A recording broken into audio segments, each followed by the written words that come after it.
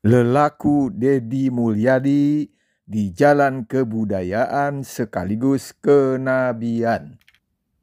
Assalamualaikum warahmatullahi wabarakatuh. Salam berdesa, adil, makmur, beradab.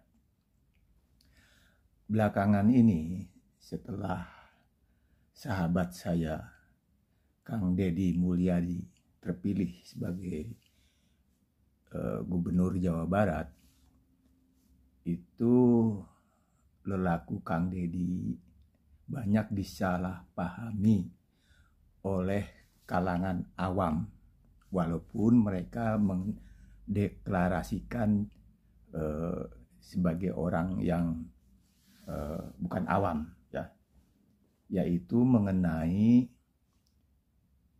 Kang Deddy Mulyadi atau KDM dikatakan sebagai orang musyrik. Padahal saya Sudadang bersama KDM itu sama-sama sedang melakukan apa yang dinamakan lelaku Islam sekaligus lelaku Islami. Di Quran dikatakan bahwa yang dimaksud Islam adalah lelaku berserah diri pada hukum alam, semesta alam, atau sunatullah. Ya. Ada juga ayat yang mengatakan, Kuciptakan manusia bersuku-suku, berbangsa-bangsa agar saling mengenal. Nah, Kang Deddy Mulyadi Sudadang itu juga sama-sama sebagai orang Sunda.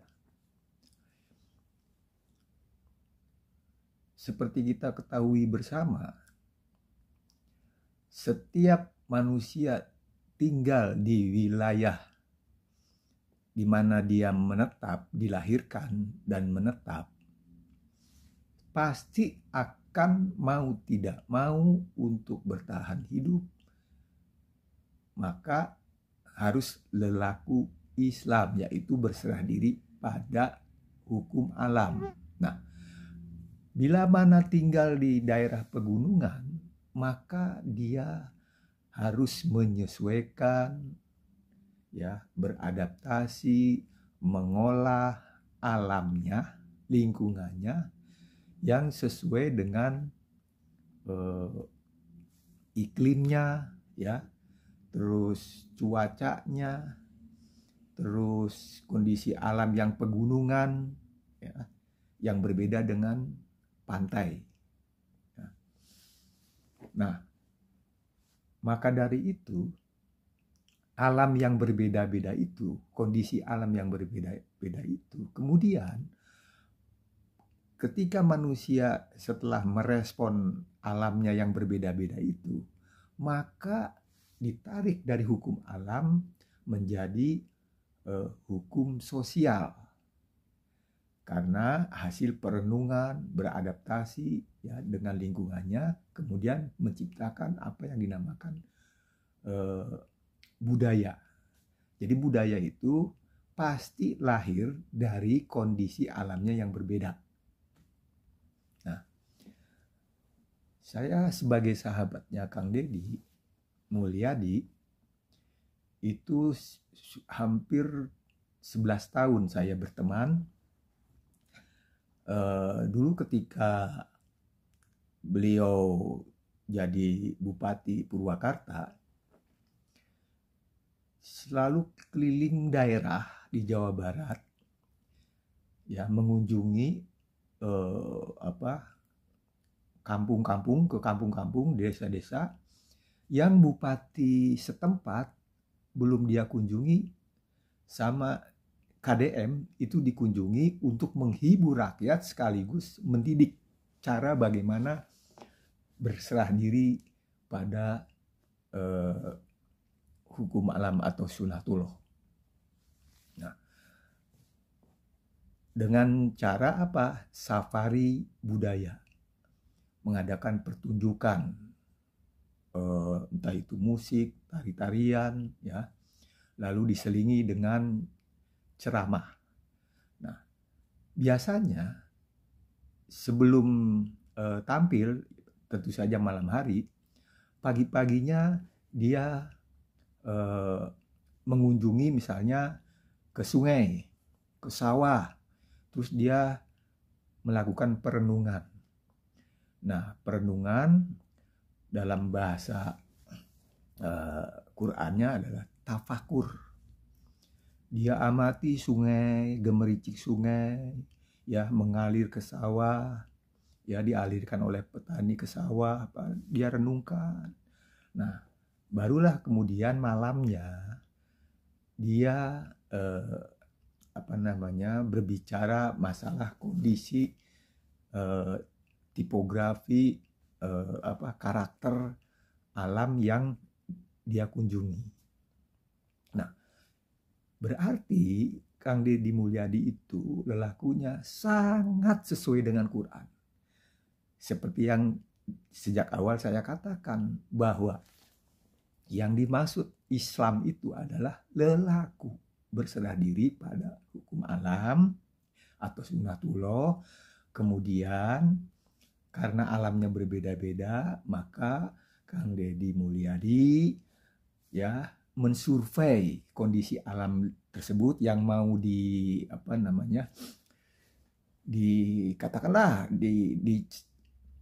dididik, jadi rakyat dididik, ya, berdasarkan budayanya, yang budaya rakyatnya yang mau dikasih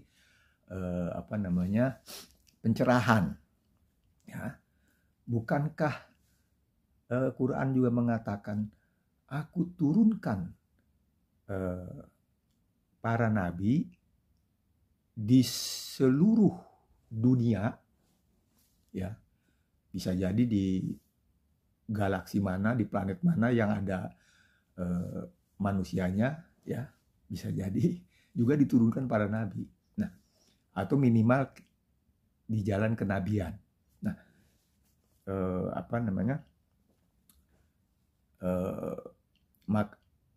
diturunkan nabi, ya, di suatu negeri yang sesuai dengan budayanya, pasti. Karena apa? Untuk menyampaikan pesan-pesan kan harus sesuai dengan budayanya. Bahasa itu menyangkut budaya, dan cara berpikir, gitu. Supaya apa? Klop, gitu loh. Misalnya Nabi Muhammad SAW diturunkan di Mekah, ya, maka pasti dakwahnya sesuai dengan sosiologi masyarakat Arab Mekah pada saat itu, ya. Nabi Ibrahim, kampung halamannya kalau sekarang disebut Irak, ya, Jazirah Irak. Dulunya zamannya Hammurabi itu kan, Persia lah kalau sekarang mungkin. Nah, itu dakwahnya ya sesuai dengan di mana Nabi Ibrahim tinggal. Lalu ketika hijrah, ya, entah karena mungkin peristiwa politik atau apa, kemudian hijrah ke Kan'an, Palestina sekarang, maka cara dakwah Nabi Ibrahim juga menyesuaikan dengan budaya di Kan'an, negeri Kan'an atau Palestina sekarang. Jadi saya terus terang saja marah ketika mengkritik, bahkan menghina-hina, ya, Deddy Mulyadi sebagai orang yang musyrik. Lah, gimana musyrik? Ya, orang lelakunya itu sangat Islami, ya. Jadi Islami, gitu kan. Nah, Islam itu payungnya. Nah, Islami itu tindakannya, gitu. Jadi patokannya Islam, lalu lelakunya itu Islami. Nah, dan saya lumayan salut dengan Kang Deddy Mulyadi, tidak membalasnya ya, cercaan, hinaan, apa segala macam. Bukankah para nabi juga selalu dihina, dicerca, ya kan? Nah, Kang Deddy kebetulan Kang Deddy Mulyadi itu menjalani dengan apa namanya, lelaku di jalan kebudayaan, ya, sekaligus kenabian, bukan nabi tapi kenabian, artinya mensuri tauladani lelaku para nabi dari Nabi Adam sampai Nabi Muhammad SAW. Adam alaihi salam sampai ke Muhammad SAW. Nah, demikian ya kritik saya terhadap orang yang menghina dan mengkritik Deddy Mulyadi tanpa ilmu, tanpa sandaran Quran.